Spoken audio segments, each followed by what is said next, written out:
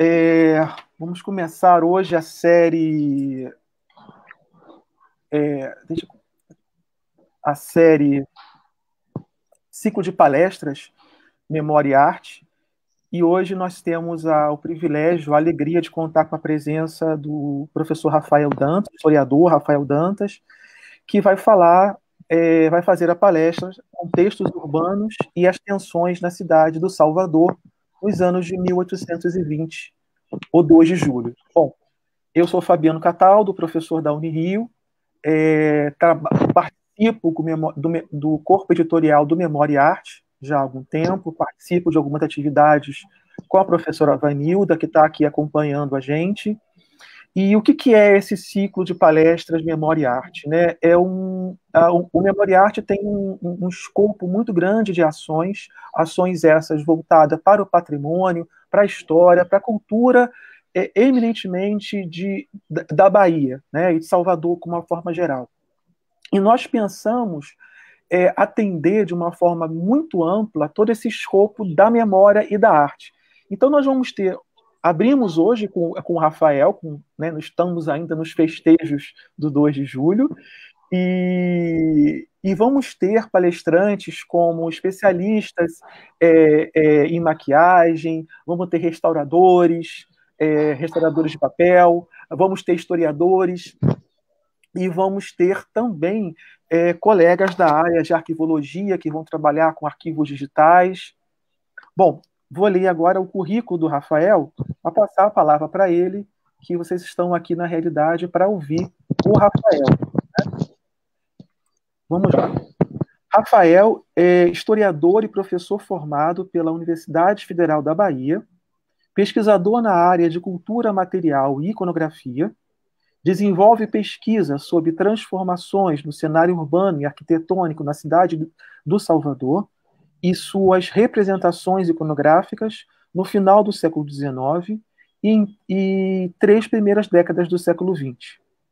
E pesquisa sobre Egito Antigo, com ênfase na cultura material, abordando a continuidade de elementos artísticos, simbologias políticas e culturais faraônicas durante o período de dominação romana no Egito, nos 2 primeiros séculos da dominação.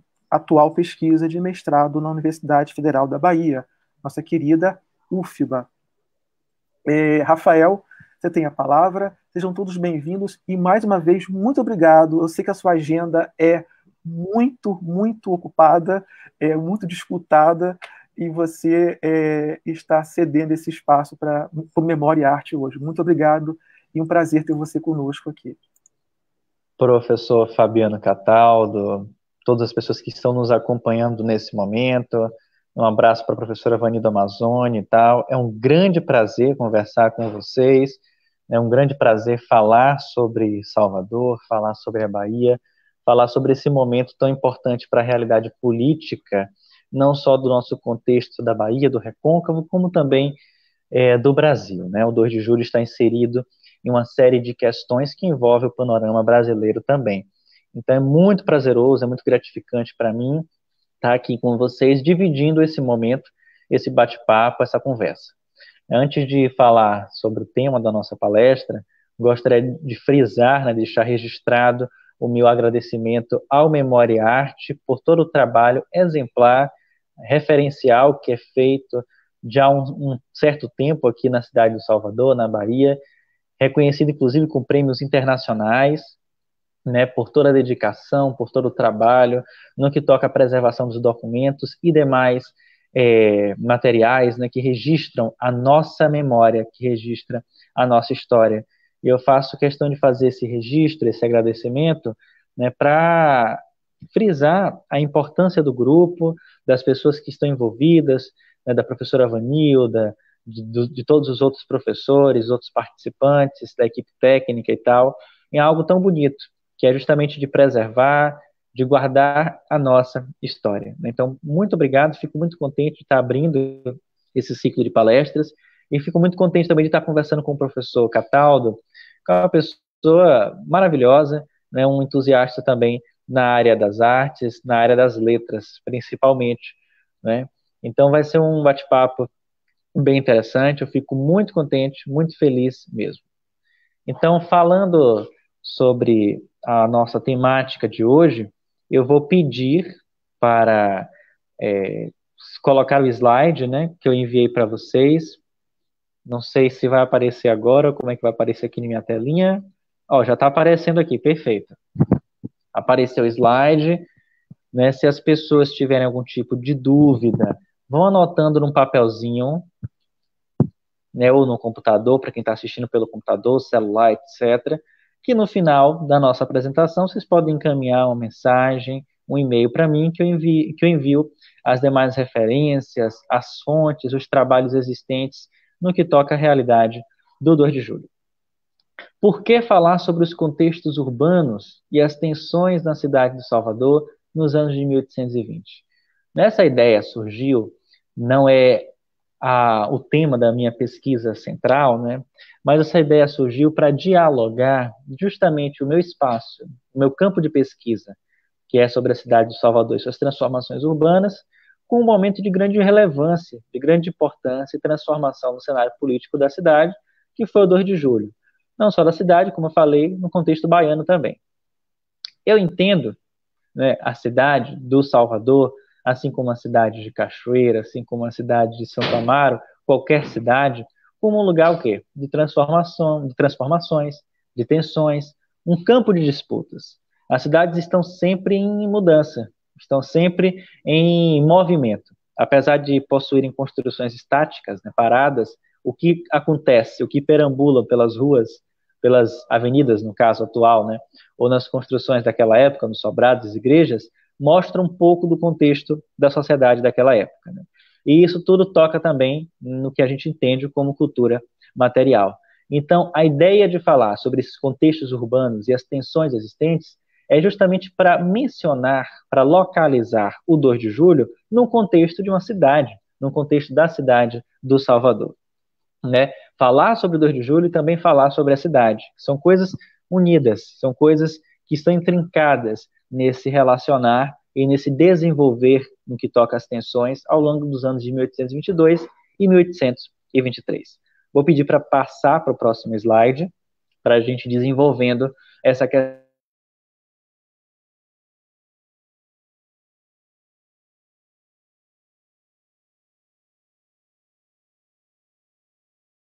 Frisar, né, mencionar que todo espaço, né, de tensões, de conflitos, né, de atos que extrapolem o político, vamos dizer, do campo de vista religioso, do ponto de vista festivo, qualquer espaço, do ponto de vista urbano, está carregado de valores, está carregado de intenções, está carregado de contextos.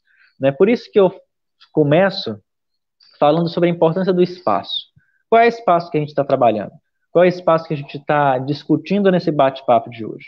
É o espaço da cidade do Salvador, né? Então, capital da Bahia, né? Antiga capital do Brasil, assumiu esse posto até o ano de 1763, no século XVIII, capital de grande relevância no cenário econômico daquele contexto, capital representada, evidentemente, né, referenciada por uma série de conjunturas, por uma série de elementos arquitetônicos, urbanos, capital essa inserida também na escravidão do século XIX. Então, esse espaço que a gente está trabalhando, Salvador e seus arredores, também diz muito sobre aquele contexto dos anos de 1820 até 1823. Então, qual é esse espaço? Mais uma vez lembrando, é a cidade do Salvador.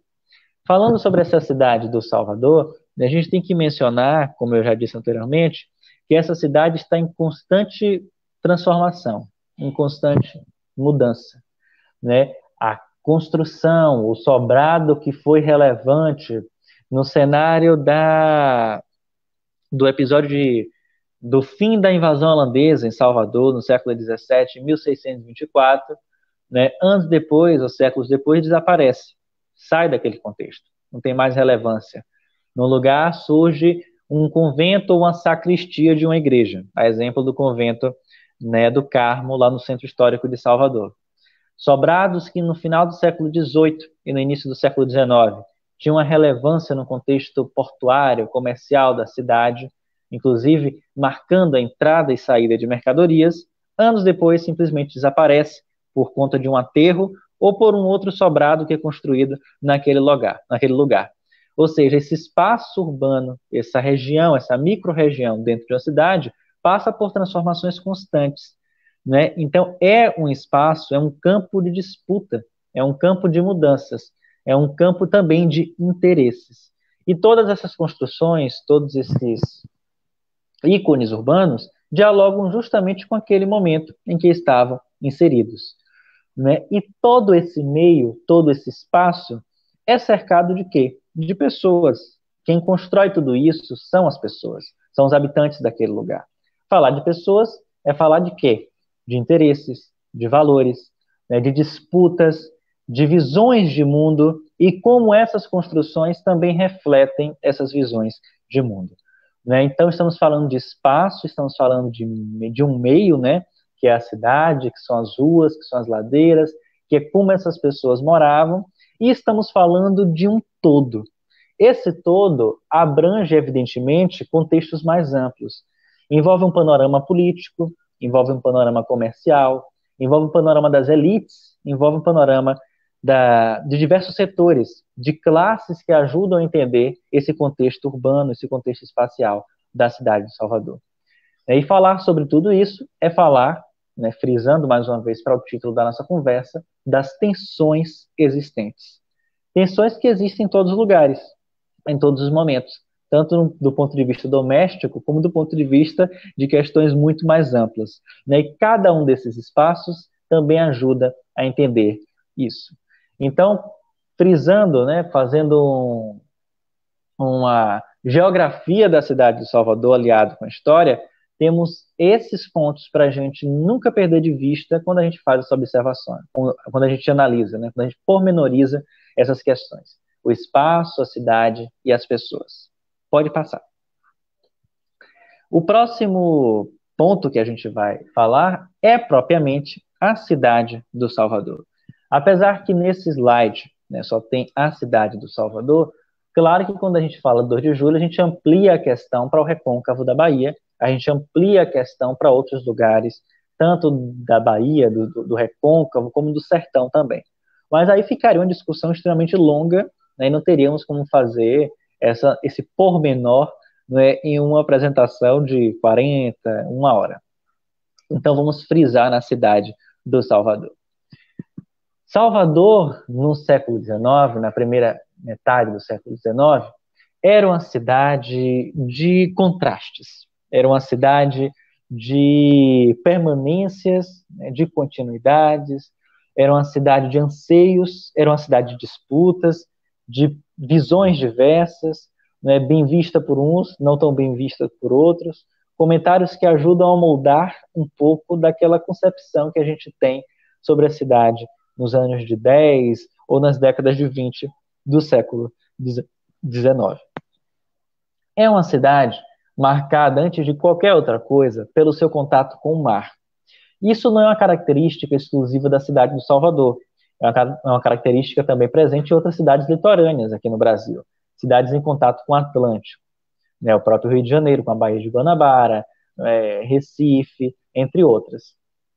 Mas no caso de Salvador, sobressai um ponto que é muito importante para a gente destacar, que é a questão de como a cidade surgiu, como a cidade foi se constituindo enquanto cidade ao longo dos séculos, e o que é a cidade nesse momento, o que era a cidade na década de 20. Então, o mar esteve presente ao longo de todo esse momento. É uma cidade, como muitos estudiosos apontam, uma cidade atlântica, uma cidade em contato com a Baía de Todos os Santos.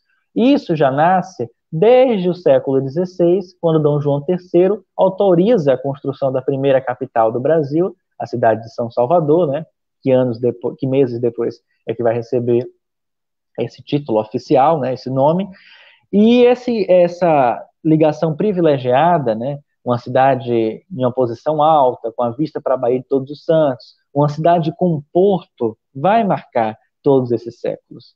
É justamente em contato com o mar, com esse porto, por exemplo, que muitas das tropas no século XIX vai chegar na cidade de Salvador. Se fosse uma outra cidade, vamos dizer, Recôncava dentro, interior dentro, o contexto seria outro.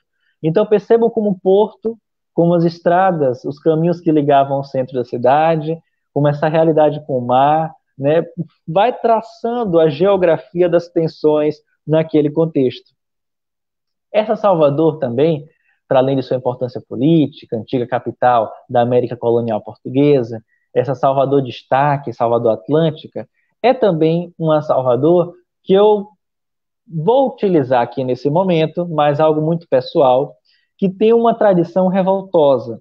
É uma cidade onde os conflitos, onde as tensões estavam presentes muito antes do século XIX. Diversas revoltas, diversas tensões, marcou o contexto, por exemplo, do século XVII. Né? Tivemos a invasão holandesa em 24, depois tivemos a segunda tentativa de invasão holandesa em 1638, tivemos diversas revoltas ao longo de todos esses séculos, esses anos.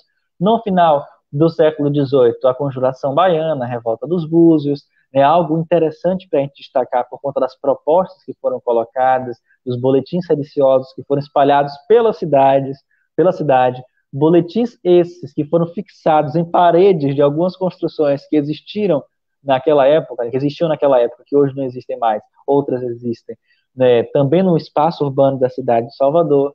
No século XIX, mais tensões, mais conflitos, mais insatisfação presente nesse meio. Então, a tradição de uma revolta, né, de uma insatisfação, faz parte desse meio social da cidade de Salvador. É uma cidade, portanto, que une elementos de pujança, afinal, por aqui no século XVII, temos descrição de embarcações que saíam com milhares de caixas de açúcar para a Europa, isso, mais uma vez, ligado à ótica escravista daquele momento, todo o sofrimento, a brutalidade presente naqueles séculos. Uma cidade, evidentemente, de contrastes, ao mesmo tempo que era uma cidade, em alguns aspectos, imponente, com construções em destaque, outras cidades com casebres, né, com casas muito simples, onde moravam diversas, né, pessoas, onde moravam diversas expressões de se mostrar enquanto do ponto de vista social. É uma cidade marcada pelo seu comércio. Esse comércio, evidentemente, não só no que toca à realidade da cidade do Salvador, mas um comércio em contato com o recôncavo baiano. E aí eu destacaria, né, as cidades de Nazaré das Farinhas, que não tem esse nome à toa, Cachoeira, Santo Amaro da Purificação, né, São Félix, entre outras cidades recôncava dentro, e cidades nos sertões também, né, o próprio surgimento de Feira de Santana, né, entre outros lugares, entre outras cidades, principalmente no decorrer do século XIX e no século XX.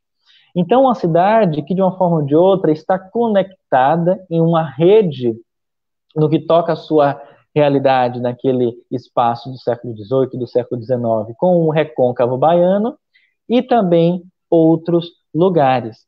Uma cidade também em contato com o mundo. Salvador, no final do século XVIII, segunda metade do século XVIII e no século XIX, era uma cidade em diálogo com diversas regiões do planeta naquela época, né?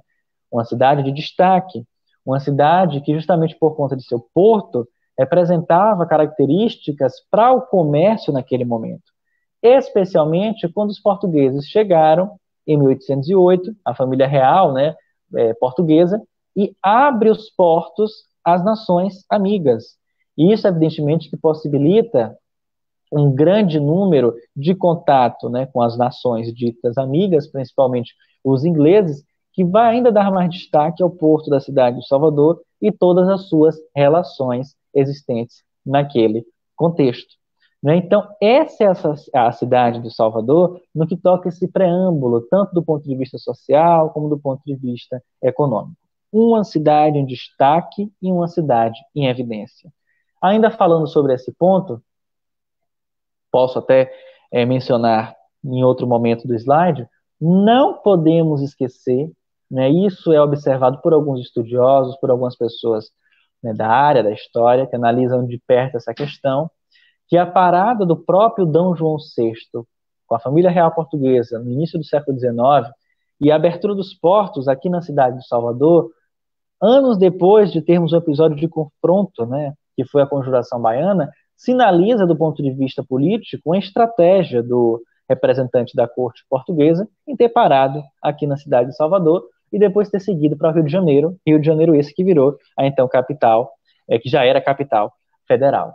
Então, Salvador, a cidade do Salvador, né, no que toca aos seus conflitos, no que toca às suas tensões e sua relevância no cenário político e econômico daquele contexto, continua firme, mesmo com todas as suas transformações. Cidade, também, do ponto de vista de ser um símbolo, de ser um ícone, e está repleta de elementos que ajudam a afirmar isso. Antes de qualquer outra coisa, estamos falando de um povo. O que é o povo de Salvador? O que é o povo da Bahia? É um povo caracterizado pela mistura. Descrições, relatos do século XVII, do século XVIII, falam sobre essa realidade múltipla, diversa dos habitantes. Uma cidade negra, uma cidade de inúmeros escravizados, né, isso até o final do século XIX, mesmo com todas as mudanças, as transformações do ponto de vista social, com as leis, né, que aconteceram naquele tempo, Eusébio de Queiroz e tal, o Entre Livre, entre outras, ou as próprias compras de liberdade na segunda metade do século XIX, mas uma cidade imersa nesse contexto da escravidão, repleta dessa mistura, né, e uma cidade que, desde esse primeiro momento, esse primeiro contato, essas primeiras descrições de viajantes, né, como a gente tem diversas, é caracterizada por essa diversidade nos seus mais diversos aspectos. Né? Então, esse povo está inserido em lugares. Né? Quando a gente observa as descrições do morar em Salvador no século XIX, tanto na década de 20 como na década de 30 daquele contexto, temos, por exemplo, descrições que falam, né, subir a ladeira da Preguiça, indo para a Cidade Alta, ao me deparar com a Cidade Alta, encontro magnífica residência. Andando em caminhos em direção sul, chego à região da Vitória, ou à região da Barra e tal, encontro imponentes casas, ou casas grandes, espaçosas, onde moram ingleses, etc. Em outras regiões mais afastadas desse espaço urbano, encontro casebres muito simples de taipa coberto de palha, né, sem nenhum tipo de cobertura interna, onde moram famílias. Na região da Cidade Baixa, encontro residências, sobrados, onde moram diversos comerciantes, onde moram pessoas com trato do comércio.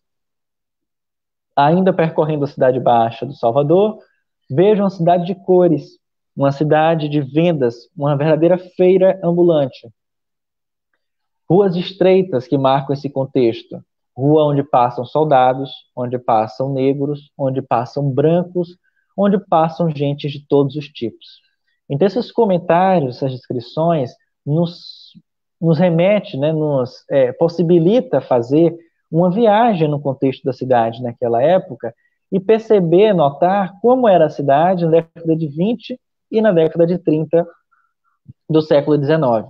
População essa que tinha uma média de 46 mil, 47 mil habitantes. Por que eu falo a média?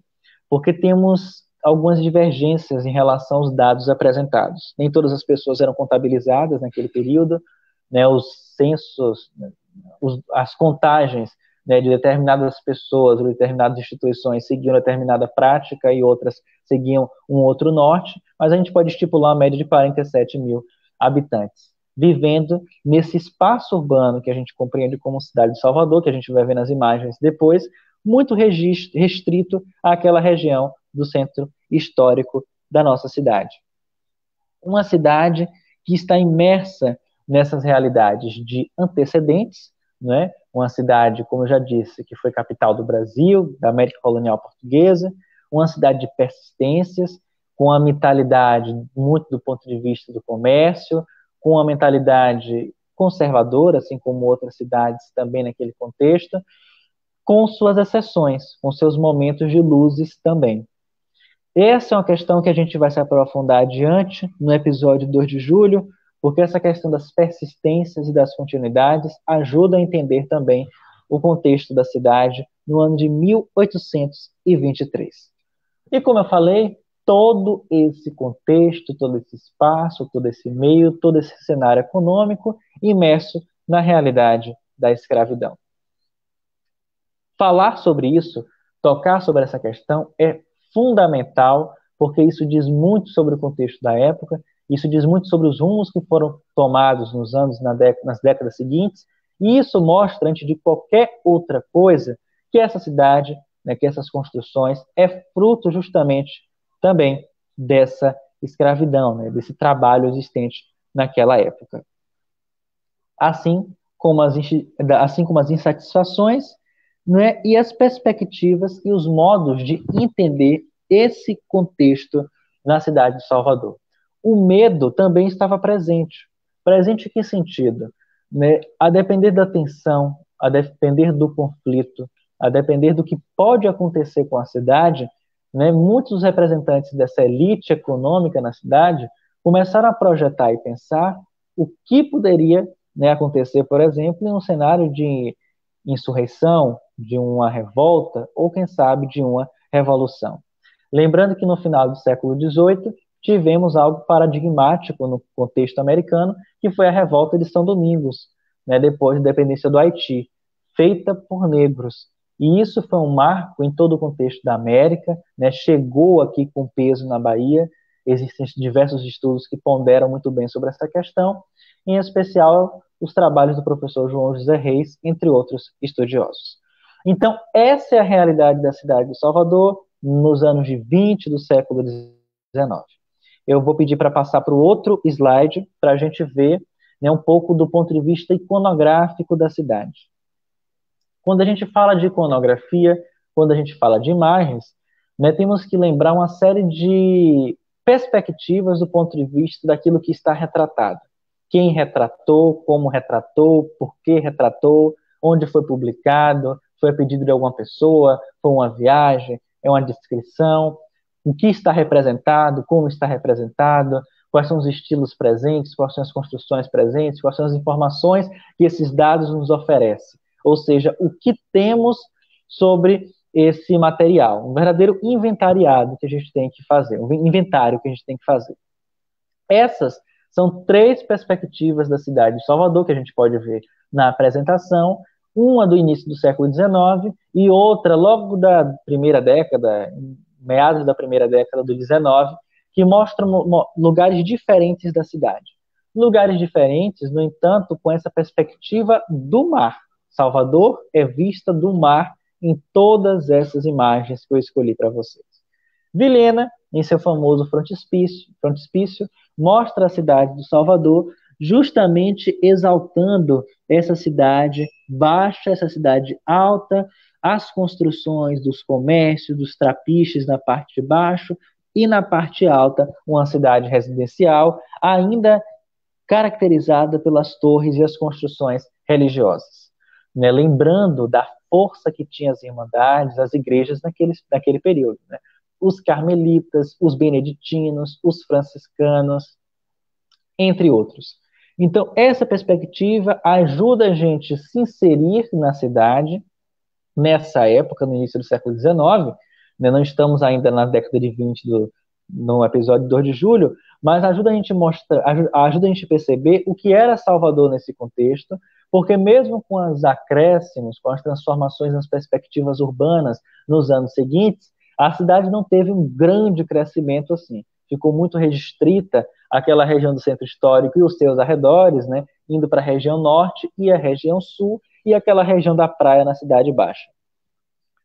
Essa outra perspectiva do meio também mostra a cidade, só que na região do Carmo em diante, né, indo para o eixo sul.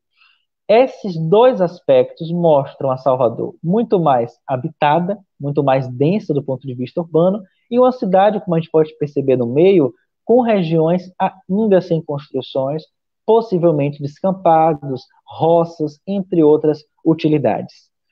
O último recorte, que é essa terceira imagem, né, na parte inferior, mostra justamente o trecho que é o foco da nossa análise, do nosso estudo, que é Salvador no pós-1823. Apesar que essa imagem é de anos antes. No entanto, em 1823, por exemplo, aquela região da Lapinha, Soledade e arredores, lugar onde entrou as tropas libertadoras no pós-2 de julho, continuou muito parecido. As ordens daquela região, né, a própria Lapinha, Soledade, tiveram importância grande nas transformações urbanas daquela área, porque foi justamente por conta dessas ordens que muitas pessoas começaram a morar naquele entorno, né, casas, chácaras, roças e por aí vai. Lugar esse, evidentemente, conectado em trânsito constante com o centro da cidade do Salvador. Então, essas três imagens, do ponto de vista de uma análise iconográfica, ajudam a gente a traçar um panorama de como era a cidade na primeira metade do século XIX, até os anos 1820, 1830, e perceber como essa cidade estava restrita nesse espaço urbano, mais uma vez, com essas tensões, com toda essa forma de se expressar enquanto Salvador naquele momento. Pode passar para o próximo slide.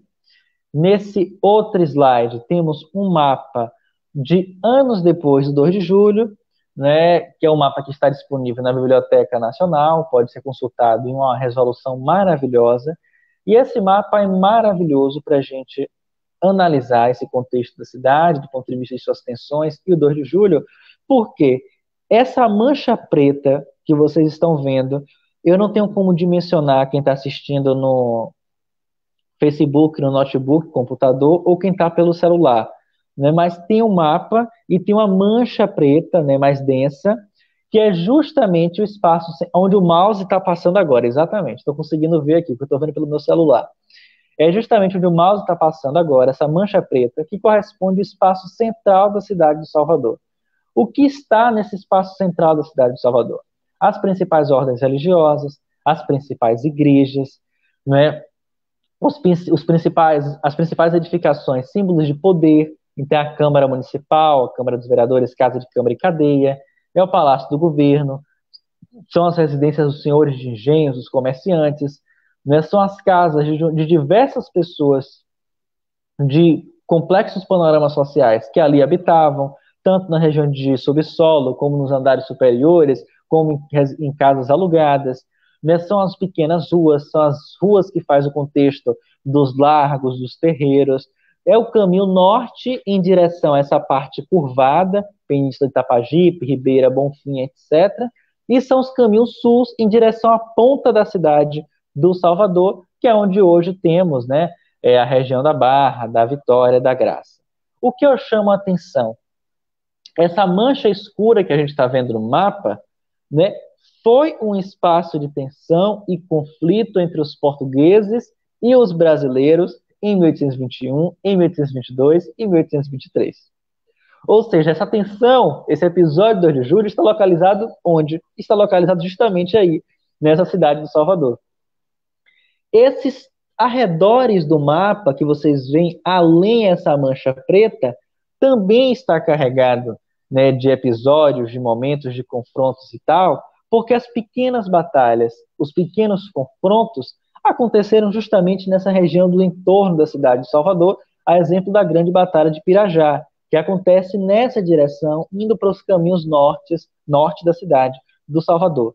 Mas percebam que todos esses arredores da cidade de Salvador, que esses arredores, eram grandes espaços de terra, né? Grandes vales, grandes sobe e descidas de ladeiras e tal, vales e cumes, principalmente com roças e tal, plantações diversas, ou mesmo regiões de mato, não de florestas propriamente dito, mas de mato, apesar que tínhamos algumas regiões que concentravam, vamos dizer que quase que uma floresta, não chegava a ser uma floresta, mas uma região com toras grandes e tal, que depois, inclusive, que vai virar o nome de bairros aqui na cidade, mas isso é assunto para uma outra história. E são nessas regiões, nesses entornos da cidade de Salvador, que tanto portugueses como negros, escravizados e índios atuarão nesse episódio do 2 de julho.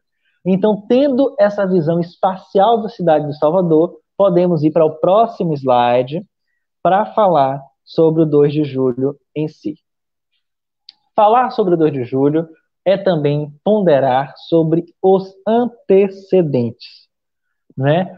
Como eu já disse, o século XIX vai ser marcado por tensões, por conflitos, por negociações também no que toca à realidade política existente, metrópole, colônia, a família real vem para o Brasil, D. João VI vai ter que sair do Brasil para ir para Portugal e tal, Napoleão com aquele contexto da França de querer dominar o mundo, etc.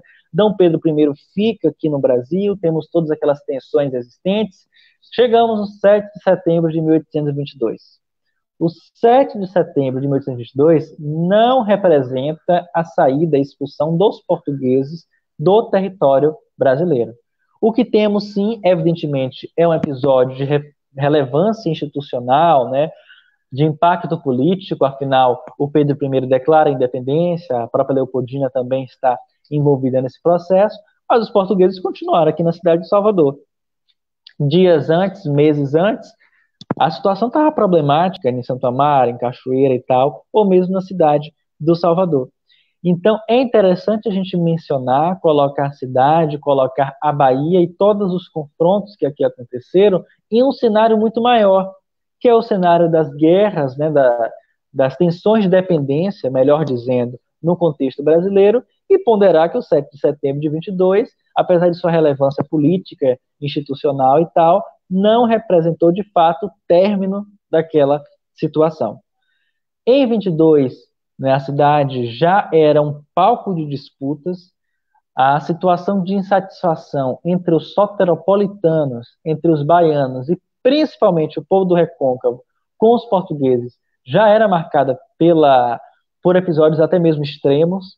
Nesse sentido, a gente vai destacar algumas regiões da cidade, especialmente Porto de São Pedro, Convento da Lapa, as regiões do Desterro, ruas do centro histórico da cidade de Salvador, Praça Municipal, Terreiro de Jesus, as ladeiras, naquele momento, Ladeira da Preguiça, Ladeira da Misericórdia e tal, ruas do comércio, entornos da Associação Comercial da Bahia e arredores. Em cada um desses lugares tivemos pequenas tensões, pequenos conflitos, né? Isso, um pouco antes, vai ser ampliado por conta da decisão de Portugal em colocar o Madeira de Melo como personagem responsável por estar à frente, né, do exército português aqui na cidade de Salvador, na Bahia, né, o que vai alimentar ainda mais esse clima de rebeldia existente. Ainda em 1822, vamos ter o episódio trágico da morte da Joana Angélica, né, que vai marcar profundamente o contexto da cidade de Salvador. Os portugueses vão adentrar o convento da Lapa, ou seja, mais uma construção para a gente destacar nesse contexto, né, procurando possíveis rebelados ali dentro, revoltosos, e vão matar a Joana Angélica, né, o que é a morte de uma representante religiosa no contexto da primeira metade do século XIX. É algo que para a cidade, é algo que todo mundo comenta. Né? Se Joana Angélica foi morta, imagina o que pode acontecer com outras pessoas também naquele contexto. É momento também, né, indo para o finalzinho de 1822, né, da Batalha, né, de Pirajá, né, que vai ter uma relevância no contexto das disputas da dependência da Bahia, tanto no 22, como, evidentemente, nas consequências do 1823. Naquela época, Salvador tinha, como eu já falei, uma média de 46, 47 mil habitantes e 10 freguesias, né? Então, na cidade, né, grande para aquele contexto, uma grande cidade no contexto brasileiro, mas que em nossa dimensão atual era algo muito restrito. Afinal, a cidade vai crescer, vai ser ampliada com o passar do tempo, conquistando as áreas norte e também as áreas sul, e no século XX, toda essa região do miolo, com os planos urbanísticos daquela época. O 2 de julho é, antes de qualquer outra coisa, um espaço de diversidade, de pluralidade. Enquanto o 7 de setembro foi marcado, caracterizado muito mais por algo carregado dos representantes da elite daquele contexto, Sudeste, o próprio Pedro I, né, soldados e tal, aquelas negociações existentes, né, as próprias imagens marcaram isso do ponto de vista iconográfico nas décadas seguintes. Aqui no 2 de julho estamos falando de participação popular.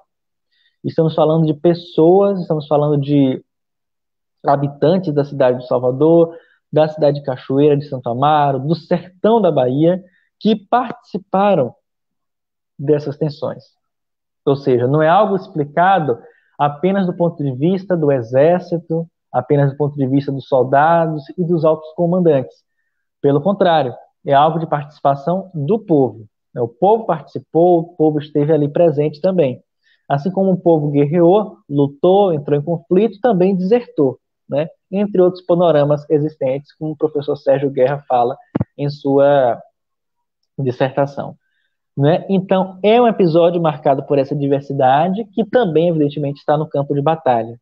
E quando eu falo isso, eu cito, né, a participação de homens, a participação de mulheres, representada especialmente pela nossa Maria Quitéria, entre prováveis outras mulheres que, de uma forma ou de outra, contribuíram, participaram nesse momento, muitas que não conheceremos os nomes, outras que, de uma forma ou de outra, temos esses registros, né, de índios que também foram participantes nesse momento, né, de escravizados, inclusive temos todo um contexto no pós-2 de julho de 23 sobre o destino desses personagens, como é que ficaria, e episódios dos mais diversos, como o professor João José Reis fala, né, e toda uma rede de pessoas que participou do 2 de julho, não diretamente, ou seja, não nas trincheiras, né, não no sobe e desce dos vales e tal, ou não em armas, mas de pessoas que tiveram importância, relevância nos outros lados do 2 de julho,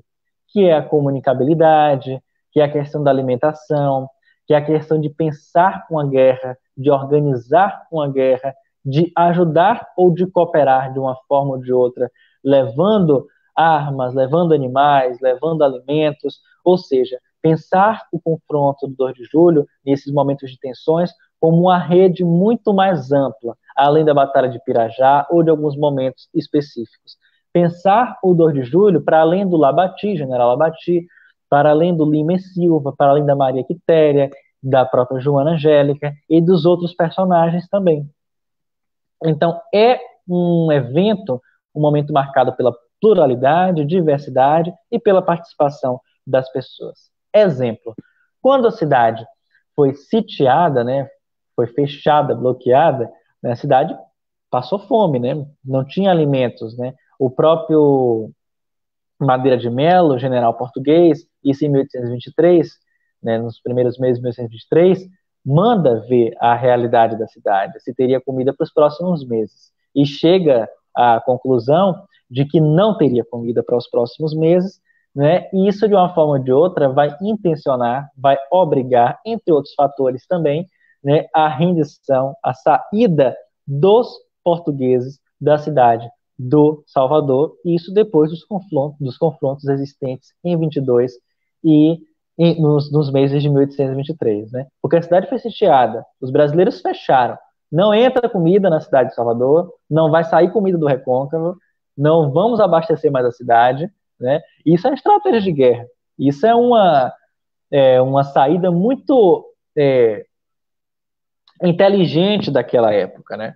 Salvador, como a gente viu no mapa, é uma cidade muito bem caracterizada, é uma cidade que tem saídas e entradas bem definidas naquele momento, né? Estradas, as estradas boiadas, a entrada e a saída pelo porto de Salvador e tal, e essa cidade é fechada. Essa talvez seja uma das questões mais emblemáticas do episódio do 2 de julho. Outra questão para a gente pontuar também é o próprio papel das forças no que toca o exército naquela época. O que era um exército no século XIX? O Hendrik Crave, né, pesquisador brasilianista, vai problematizar isso melhor em seus trabalhos, tem 2 livros que falam sobre isso, né? O exército naquele momento era algo ainda muito precário, diferente em alguns aspectos das tropas existentes, né, entre os portugueses, que já tinham mais ou menos um preparo. Mas no que toca o lado brasileiro, estava muito no início. Inclusive, o pedido, a solicitação de que outros comandantes, que outros personagens, inclusive de outros lugares do mundo, né, o Labati, por exemplo, não é um nome brasileiro, ajudasse a organizar esse cenário de confrontos. Né? Depois o Lima e Silva, que era um brasileiro. Então, mais um ponto para a gente destacar, né? Um exército ainda em formação, em organização, com uma série de problemas, mas que lutou do ponto de vista brasileiro, no lado brasileiro, com toda a bravura possível, com toda a vontade de lutar possível no meio daquele contexto.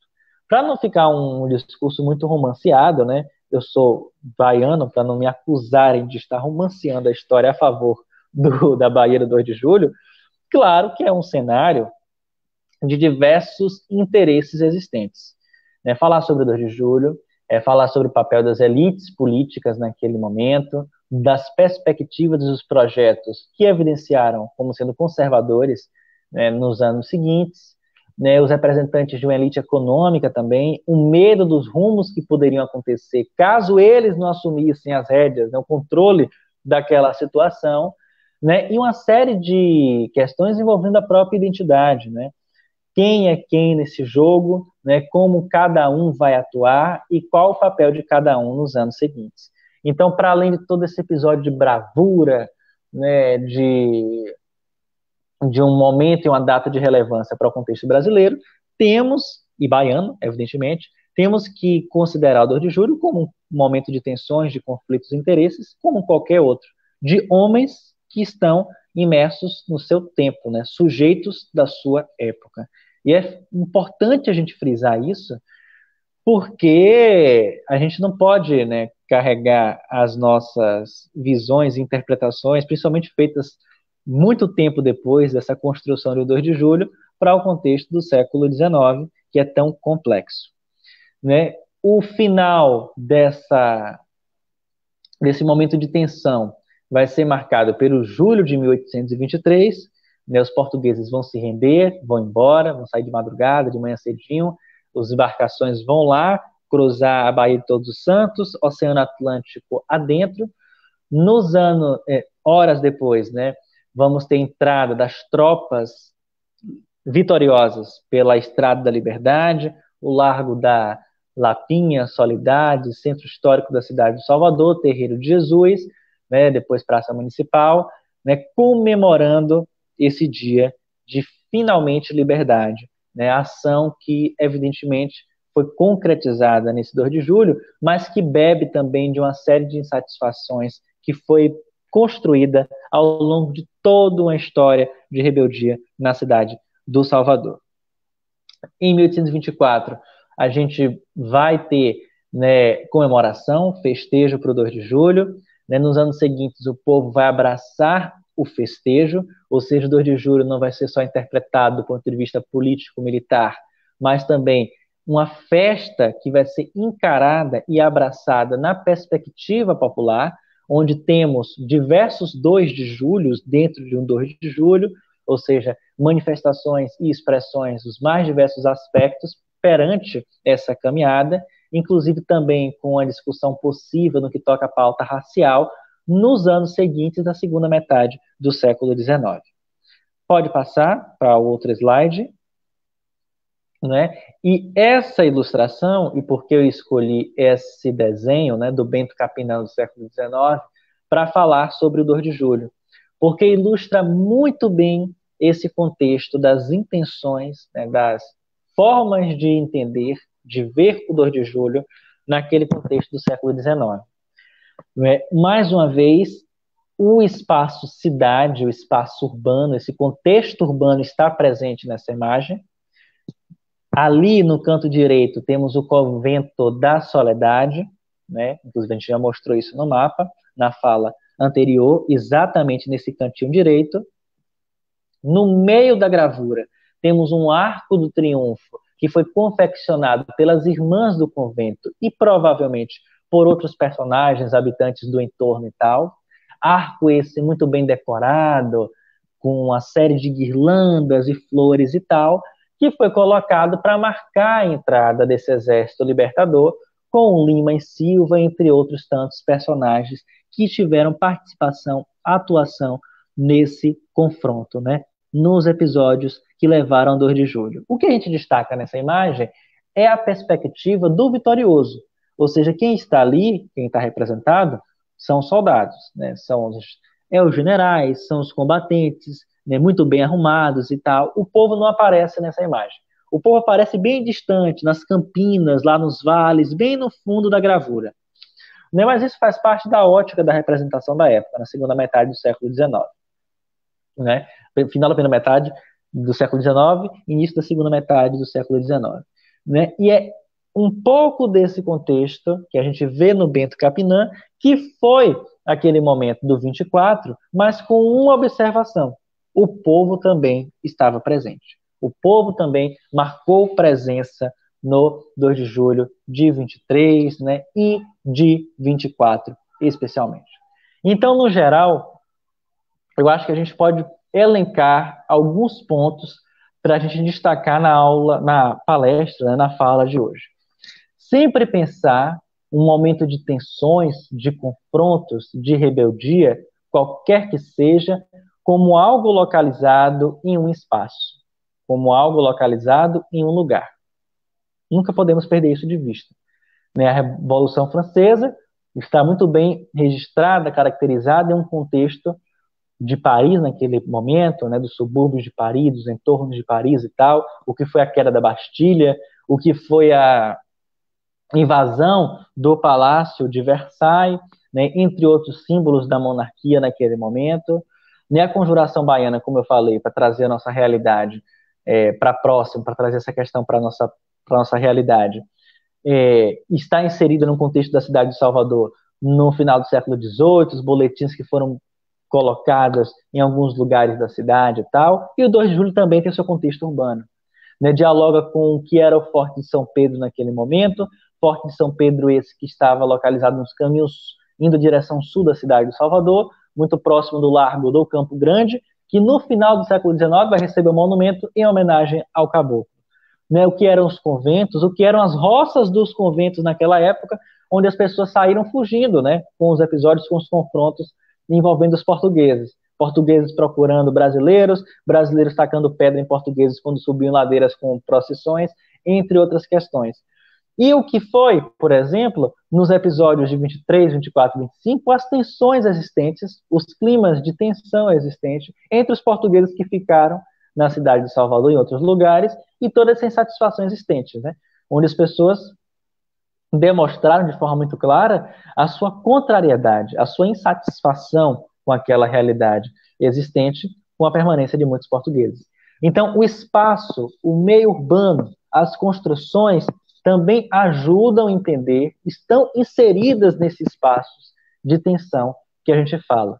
Então, toda disputa do ponto de vista social, né, todo confronto, todo cenário de insatisfação está presente em um lugar.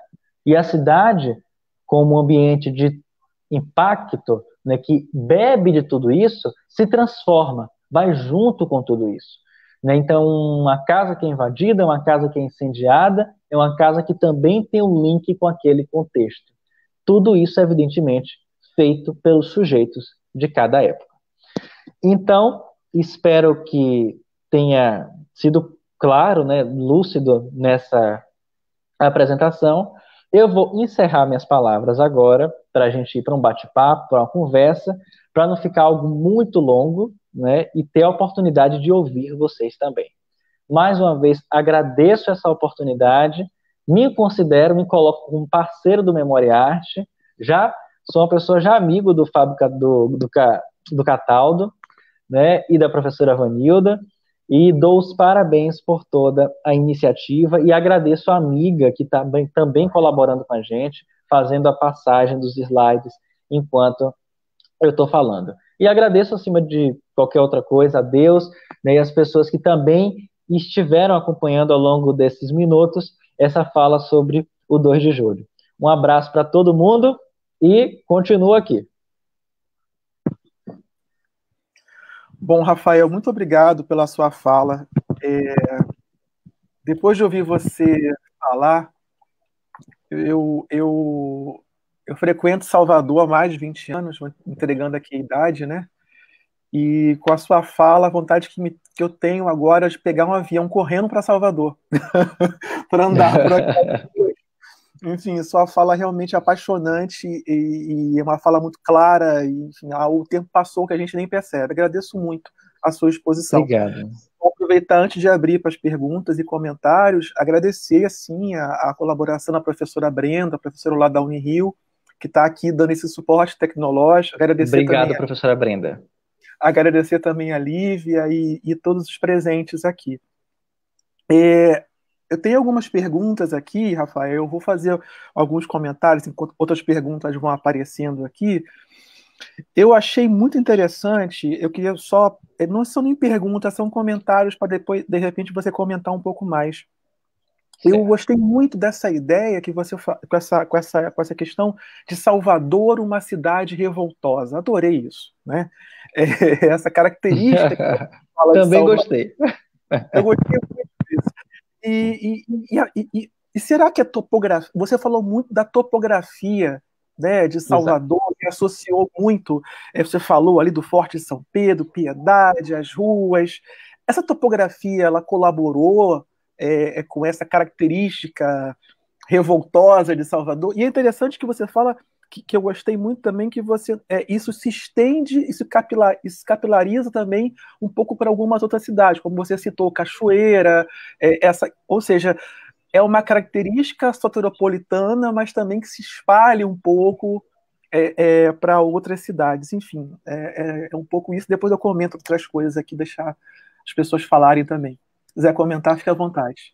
Fabiano, meu querido, eu adoro esse momento de conversa, de diálogo, porque eu vou lembrando de coisas, vou tendo insights, eu acho que é isso que é interessante.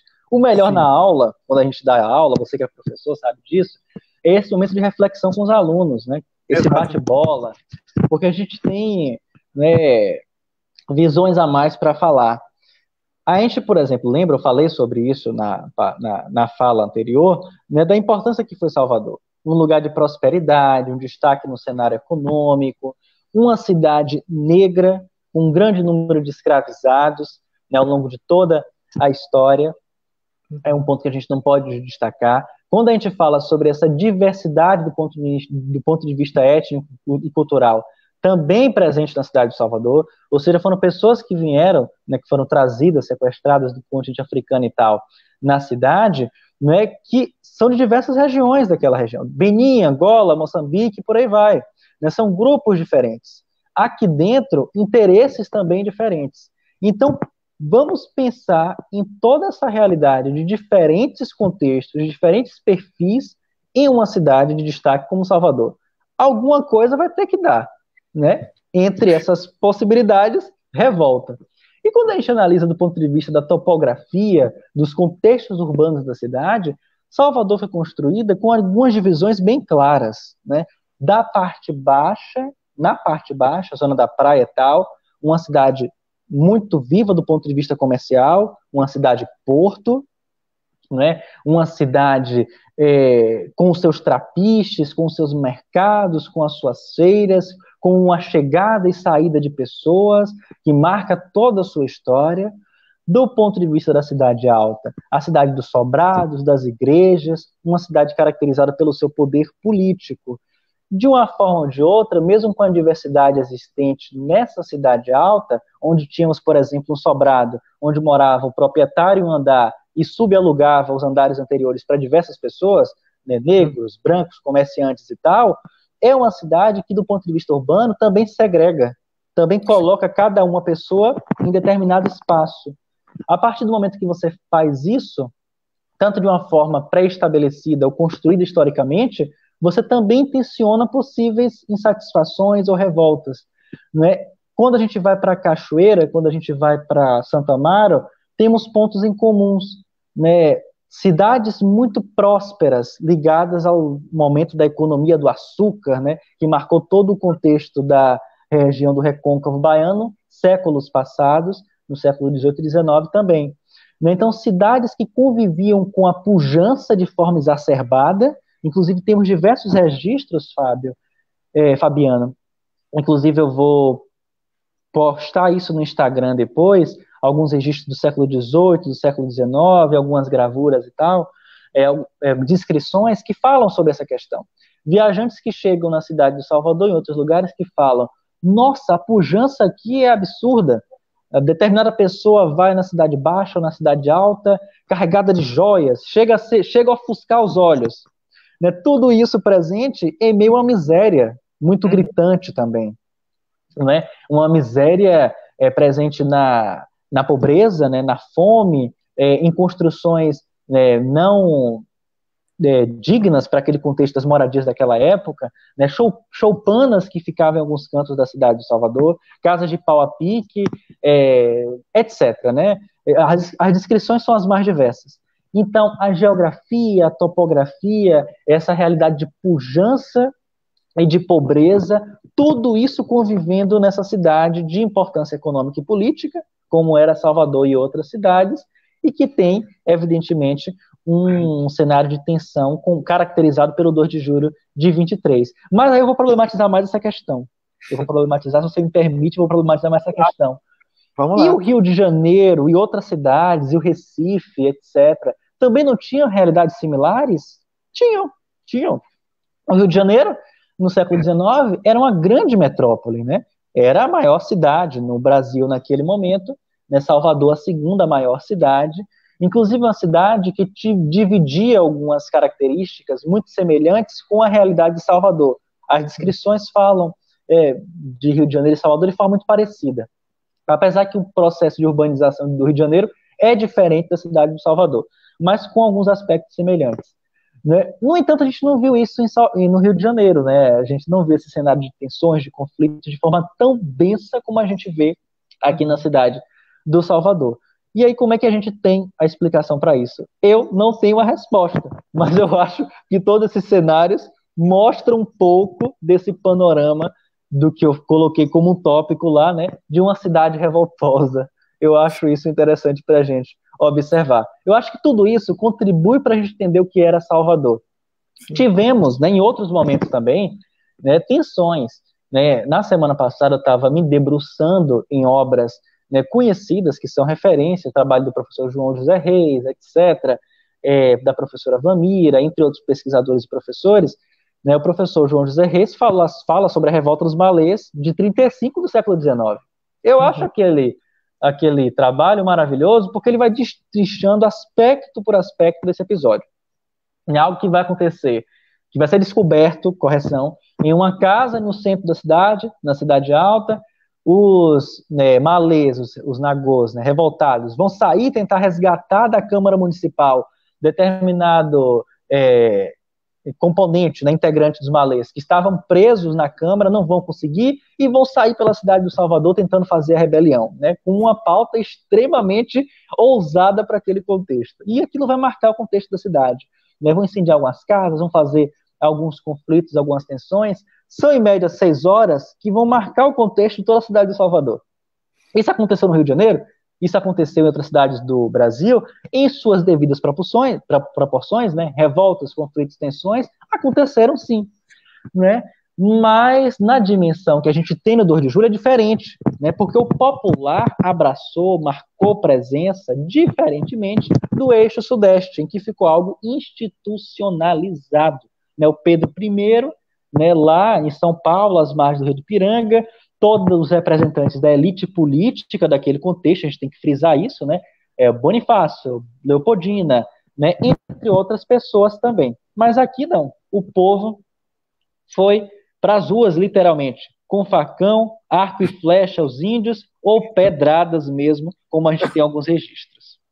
Obrigado, Rafael. Aí já respondeu a pergunta da Rita. O seu comentário me fez lembrar uma conversa que eu tive com a professora Ivana, que ela está aqui na sala, inclusive, assistindo, que ela estudou. Eu estudei a história da Biblioteca Pública da Bahia, o início dela, como que ela começa, e aí, num bate-papo com ela, nós chegamos, aqui no Rio de Janeiro, estou sentado num bar com um bom bate-papo carioca, nós chegamos à conclusão de como Salvador é uma cidade moderna. É uma cidade para frente, como ela saiu à frente de muita coisa ao longo dos séculos. E aqui a sua fala mostra muito isso. De alguma maneira, talvez pela confluência que você bem ressaltou, das pessoas que por tal geograficamente estavam mais perto da metrópole, mas não estavam tão perto ali do Rio de Janeiro, de alguma maneira havia uma certa liberdade, uma liberdade um pouco maior do que se sentia ali perto da corte no Rio de Janeiro, enfim, é realmente uma cidade moderna.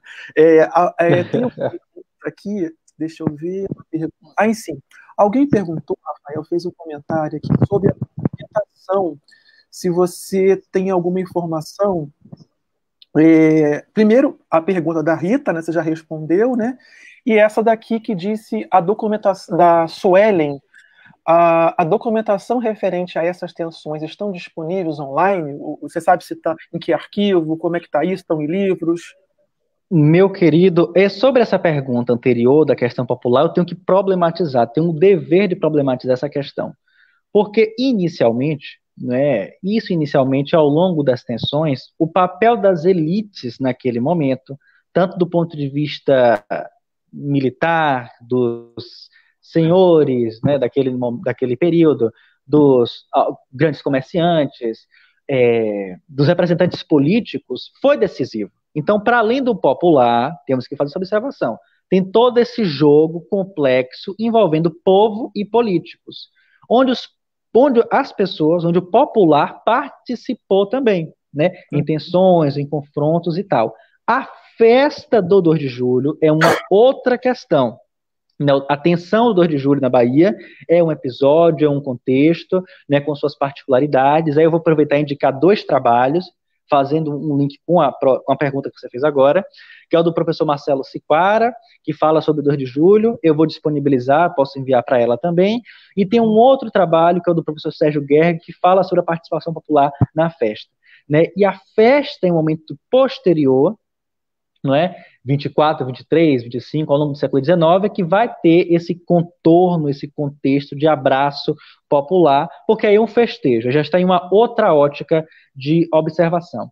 Sobre as documentações existentes, temos sim, inclusive nessa semana, fiquei muito contente, foi divulgado um portal do 2 de julho, reunindo 2.000 documentos, falando sobre dissertações, teses, fontes da época que mostram todo esse panorama do episódio, né? Um material bem interessante, organizado por pessoas da área que tem uma atuação, um estudo sobre essa temática. As principais documentações estão no Arquivo Público da Bahia, entre outras instituições. Temos muitos livros que falam sobre isso. Eu tenho o dever de indicar os trabalhos do professor Luiz Henrique Dias Tavares, dependente da Bahia, do professor Brás do Amaral, também sobre a independência da Bahia. Temos outros livros que também reúnem documentos, acervos sobre esse período. O próprio Brás do Amaral faz um trabalho, um levantamento nesse sentido. O professor Luiz Henrique Dias Tavares tem um outro trabalho também, e temos uma série de dissertações, né, de trabalhos de acadêmicos que também falam sobre o 2 de julho. Obrigado. Não, é muito bom essa diferença, né, do que é o movimento político e do que é a festa que decorre depois. Então é bem interessante, é importante comentar isso. Você comentou da presença. Eu achei um comentário muito interessante quando você fala da Maria Quitéria. Algum comentário sobre a Maria Filipa? Tem algum comentário que você poderia fazer sobre ela? Tenho, sim. Antes de falar sobre a Maria Filipa, eu tenho que dizer que é uma questão, né, que é um ponto de estudo em aberto. Ou seja, temos pessoas pesquisando, temos pessoas que vão pesquisar mais, que podem encontrar ou não mais documentos, informações relacionadas à atuação dela, mas o que sinaliza a atuação, né, ou a existência e tal da Maria Quitéria no episódio 2 de julho, é a possibilidade, né, da participação de mulheres, de outras mulheres no movimento do 2 de julho, né, o que vai culminar no 2 de julho. Porque temos, de fato, um problema em relação às documentações existentes. Algumas pessoas já pesquisaram, né, e não encontraram tantas coisas assim, mas temos diversos relatos que, de uma forma ou de outra, cruzam, né, essa personagem, falam sobre essa personagem como atuante nesse momento. Não é? E essas descrições, tanto do ponto de vista de estudos de historiadores, né, que foi elaborado anos depois do 1823, na primeira metade do século XIX, né, sinaliza, mais uma vez, sobre a pluralidade, a diversidade desses outros participantes no processo de independência aqui na Bahia. Né, se tivemos, aí eu vou fazer um link, não sei se vão me perguntar ou se você vai perguntar, Mas se tivermos a participação da Maria Quitéria, né, de uma mulher, inclusive com um reconhecimento no pós-23 na batalha, é muito provável, né? É muito possível que outras personagens também tiveram algum tipo de atuação. Não, evidentemente, no mesmo caráter, no mesmo estilo, na mesma atuação que a Maria Quitéria, mas que também atuaram. E a gente pode colocar num bojo dessa possibilidade a Maria Filipa. Ah, legal. Obrigado, Rafael. Eu vou aproveitar aqui, eu estou cheio Eu e Ivanilda, algumas perguntas que estou fazendo aqui são perguntas by Ivanilda, viu? Ela tá... Apareceu aqui um negócio do Facebook, Portal 2 de Julho. Ah, foi isso que eu falei agora. Quem foi que botou? Eu coloquei a cola aí. Eu botei aí. Obrigado, meu querido. Adorei, adorei. Eu não sabia que aparecia enquanto eu falo as coisas. Eu botei aí. É um projeto da UFBA, tá aí o Isso. link aqui. A Vanida fez um comentário perguntando, ela fez uma pergunta, né? Por que um arco do triunfo e não outra representação? Você tem algum comentário sobre isso? Tenho sim, agora eu vou falar bastante sobre isso. Bom, então. Por que essa questão é interessante? Isso dialoga com minha outra pesquisa. No mestrado, eu pesquiso cultura material na antiguidade. Paralelo à minha pesquisa sobre Salvador, transformações urbanas e tal, eu segui, né, carreira acadêmica lá no mestrado e tal, na graduação, na área de antiguidade. Então, eu fazia minhas pesquisas de Salvador, transformações urbanas e tal, e história antiga. História antiga e transformações urbanas. Na hora de escolher, no mestrado, eu fui para a história antiga, mas continuei pesquisando Salvador. E a gente sabe que, tradicionalmente, o arco, né, o Arco do Triunfo e tal, está carregado desse simbolismo. E isso está presente de forma muito forte na cultura do Ocidente. Se a gente voltar no tempo, a gente sabe que existiam os arcos do triunfo e tal, da época romana, aqueles arcos comemorativos de grandes conquistas, de guerras, de batalhas, de posses, ou de episódios de coroações, né, marcos de imperadores e por aí vai. Se a gente ir para outras culturas, esses marcos estavam presentes nos mais diversos aspectos, né? Pórticos, objetos, monumentos e por aí vai. Então, naquele momento, né, o século XIX, década de 20 e 30, vigorava em Salvador, assim como em outros lugares no Brasil, essa ótica ocidental de vitória, né, de um contexto de você sair vitorioso de uma batalha, comemorar de determinada forma ou seguindo determinados ritos. Não podemos esquecer que a realidade de Salvador, naquele contexto, está envolvida há muito pouco tempo atrás na ótica colonial, né? Portugal aqui ficou durante séculos, né? Os principais referenciais políticos, os símbolos de poder também eram portugueses, europeus e tal, e isso continuou durante todo o século XIX. Apesar que aí é que eu problematizo a questão. O arco está presente, né, esse arco, entre aspas, do triunfo, esse arco abaianado, abrasileirado, né, com essas guirlandas, essas flores e tal, mas o símbolo maior do 2 de julho não é o arco. O arco foi em 23, foi para marcar aquele momento e tal. Nos anos seguintes, o símbolo maior do 2 de julho é o caboclo. É o caboclo e a cabocla. Né? Para quem não é da Bahia, quem é do Sudeste, que está aí nos acompanhando nessa live, né? O símbolo do 2 de julho é o caboclo. E por que o símbolo do 2 de julho é o caboclo? Porque o caboclo representa justamente essa diversidade, essa pluralidade de atuação no 2 de julho. O que é o caboclo? O caboclo é justamente essa mistura, né? Ele representa esse descendente de povo indígena e tal, mas representa essa união das raças presente naquele momento. Apesar que é uma discussão um pouco complexa, quando a gente já para analisar os pormenores do século XIX, ligados às discussões envolvendo a pauta racial e a própria continuidade e persistência da escravidão.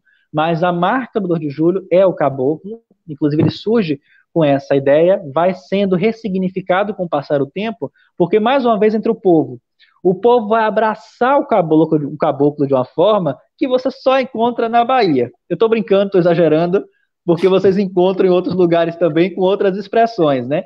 No Pará tem sua riqueza do ponto de vista cultural, em Manaus também, assim como em São Paulo, no Rio de Janeiro, também tem suas particularidades do ponto de vista da presença e da forma como as pessoas abraçam os elementos de sua cultura. Mas o que aconteceu aqui, né? O povo abraçou e colocou o caboclo, né, como verdadeira entidade. Você faz pedidos para o caboclo, você chora ao pé do caboclo, né? E é um caboclo que representa um elemento político, né? Um marco da cidade do Salvador e do 2 de julho. E está eternizado naquele monumento, no Largo do Campo Grande, aqui em Salvador, escultura de desenho do Carlo Niccoli, italiano, que colocou no alto de uma coluna coríntia um caboclo, símbolo da terra, né? Isso também dialoga, eu adoro essas misturas aqui em Salvador, o século XIX é muito bem curioso para a gente estudar. Isso também tem a ver com o momento, né? Naquele momento do século XIX. Para quem é da literatura, quem está assistindo, pode falar sobre isso. Que houve? Caiu aí. Não sei se caiu. Ah, sim. Você terminou ou caiu ali? Eu não estou conseguindo. Meu querido, eu voltei. Tá me ouvindo? Tô te ouvindo. Me ligaram bem agora. Como eu tô do celular, tocou o celular. Não, acontece. Então, lembrando que naquele momento, estamos falando também de uma temática indianista muito presente, né? Na literatura temos diversos clássicos, nas pinturas também temos muitas representações que ajudam a ilustrar esse momento. Né? Fora o próprio panorama do Império também, né? Como o Império vai absorver tudo isso. O Dom Pedro II, né, o próprio Dom Pedro II, vai ser colocado de uma forma ou de outra, quem fala isso é a professora Lilian Schwartz, em seu clássico livro As Barbas do Imperador, como um cacique da terra, né? Ele vai se colocar como um cacique da terra. Então essas temáticas de usos e abusos, né, de reinterpretações, de ressignificações, estarão presentes também no 2 de julho e os seus desdobramentos nas décadas seguintes. Eu gosto muito dessa temática, eu fiz no ano retrasado, no Instituto Geográfico e Histórico da Bahia, uma fala só sobre isso, e eu fiquei aqui lembrando, porque é um assunto muito rico. E a iconografia, para quem está assistindo, né, os elementos, os monumentos, falam sobre esse contexto, sobre esses contextos, tanto na Bahia como no Brasil também. Sim, realmente é uma festa, é um movimento impressionante. Você fala com bastante empolgação e paixão. Eu vou... Não sei se tem mais alguma pergunta aqui, que eu acho que nós já abusamos demais do seu tempo. Não, fique à vontade. É generoso demais. Deixa eu ver se tem alguma pergunta da Vanilda aqui. Eu queria dar alguns avisos antes de a gente fazer um caminho aqui para a conclusão. Alguém botou aqui um comentário. O 2 de julho era realizado por bairros com ação social incorporada ao desfile. Airan Silva dos Santos. Isso acontece não só com o 2 de julho, como também com outras festas aqui em Salvador. E é uma característica justamente do popular, né? Essa forma de se expressar ou de se comemorar em contextos diferentes. Né? Com o passar do tempo, ele vai ser uniformizado, né? Vai ter esse cortejo que a gente conhece até hoje. Lá do Largo da Lapinha, Soledade, Centro Histórico, Pelourinho, Terreiro de Jesus, Praça Municipal, Campo Grande, em especial no final do século XIX. Mas também temos essa questão para ser destacada. Ah, legal. Rafael, você arrumou um problema grave para você, porque assim, existem aqui vários pedidos, volta Rafael. Então, nossa! Você arrumou um problema grave. Não só a Vanilda, mas alguns ouvintes tem quase que uma hashtag volta Rafael. Entendeu? Gente do céu, que responsabilidade. Exatamente. A gente queria agradecer muito a sua generosidade, a sua participação aqui, né, abrindo esse ciclo Memória e Arte, né, que acho que tinha que ser falando sobre o 2 de julho, acho que é um movimento importante para Salvador, e o Memória e Arte está ali ligado, quase que amalgamado, ali colado com Salvador, né, não poderia ser diferente. Né, a gente sabe muito bem disso. Eu gostaria de aproveitar e convidar todos que estão aqui presentes para as próximas, né? A próxima palestra, no dia 27 de julho, vai ser com a nossa colega Brenda Rocco, vai falar sobre documentos arquivísticos digitais, preservação e autenticidade. Dia 4 Estou colado, vou assistir. Pronto. Dia 4 de agosto temos a Nath Cavalcante, vai falar sobre maquiagem como ferramenta de autoestima. 18, Roseli Zimmermann, causas e consequências da restauração e conservação inadequada. Dia 1º de setembro tem Elivan, vai falar sobre ocupação, resistência, sobrevivência, LGBT, mais dança. Professora Alicia, que vai falar sobre a paleografia. Eu vou fazer Minha professora. Olha que maravilha, Alice. Eu e o professor Ivana vamos fazer também uma palestra sobre a Biblioteca Pública da Bahia, sobre a história dela. Que maravilha. Meado de novembro, e com certeza vai ter aqui, nós vamos ouvir o público, né? Hashtag Volta Rafael. Com certeza. Rafael. Meu querido, você está falando sobre a Biblioteca Pública? Sim. E olha que legal. Você sabe muito bem que você vai falar sobre isso, e eu vou estar assistindo aqui com o maior orgulho, com o maior prazer, porque a Biblioteca Pública tem uma história de resistência, de abalos e de tensões, inclusive com a perda de seu acervo por conta de um bombardeio na cidade de Salvador. Mais uma vez, a cidade de Salvador revoltosa, com tensões e com conflitos ao longo de sua história. Exatamente. Essa história do bombardeio àquele prédio realmente é algo impressionante. É impressionante. Bom, agradeço muito, Rafael, a sua participação mais uma vez. Meus caros, a palestra vai ficar gravada no canal do YouTube do Memória Arte. Já coloquei o link para vocês aí. Vai também, ela continua disponível no próprio Facebook do Memória Arte, e eu sinto muito, tem pessoas pedindo para continuar. Não. Que bom. Não vamos. O Rafael realmente tem uma agenda muito apertada. Mas vamos marcar próximas. Vamos marcar a próxima, com certeza. Depois eu e o Vanida conversamos com você para a gente agendar. Rafael vai voltar. Pode deixar, tá aqui Vanida colocando aqui, hashtag Volta Rafael, com certeza. Uma querida. Meus caros, muito obrigado. Boa noite a todos. Agradeço muito a participação, os compartilhamentos, os comentários. Foi um prazer. Então, nós só estamos começando. Vamos até dezembro com o ciclo de palestras. Nossa, que legal. Vai ser um projeto interessante. Muito obrigado pela presença e boa noite a todos. Boa noite, meu querido. Muito obrigado, viu? Agradeço. E só para fechar minha última fala, a gente está fazendo um trabalho muito legal, muito interessante, que é compartilhar conhecimento, divulgar conhecimento nessa época de isolamento, né, de pandemia, nas redes sociais. Eu acho que isso é maravilhoso, né? Então, sim, parabéns para você, parabéns para a Unirio, para a professora Vanilda, para o Memória Arte, para todas as pessoas que vão participar em outros momentos também. Isso é muito legal, principalmente em uma época de ataques que a gente está vivendo hoje para a academia, para as ciências, de uma forma geral, né? Então, divulgar conhecimento, falar sobre a nossa história é algo que nos move, é algo que nos dá uma razão, né, principalmente para a gente tentar entender esse enigma, parafraseando o livro organizado pela professora Lília, chamado Brasil, né, que até hoje a gente não entendeu ao certo, mas quem sabe a gente entende. E para fechar o que eu falei na live, eu vou compartilhar as coisas no Instagram, que eu falei aqui hoje, no Instagram Rafa Dantas Storart, @RafaDantasStorart. Tá certo? E, meu querido, sempre bom conversar com você. Eu já quero outra conversa com você, viu? Vamos que vamos, com certeza. E, realmente, como professor universitário, você é aluno da UFBA, a gente tem que mostrar que a universidade está viva, fazendo ciência, divulgando ciência. Isso é realmente muito importante. O último aviso. Não posso deixar de complementar que no próximo mês, talvez, acho que esse mês ainda, a professora Vanilda vai lançar o livro Livros, Leitura e Tipografia, Os Caminhos da Produção Impressa em Salvador, 1811. Nossa, que maravilha! Olha, eu já li esse livro 2 vezes, acabei de fazer o prefácio dele, realmente é um espetáculo, é uma declaração de amor a Salvador. Além de ser um livro... Nossa, que lindo! Uma aula de metodologia da pesquisa, é uma declaração de amor ao patrimônio histórico de Salvador. Meus caros, boa noite. Rafael, obrigado.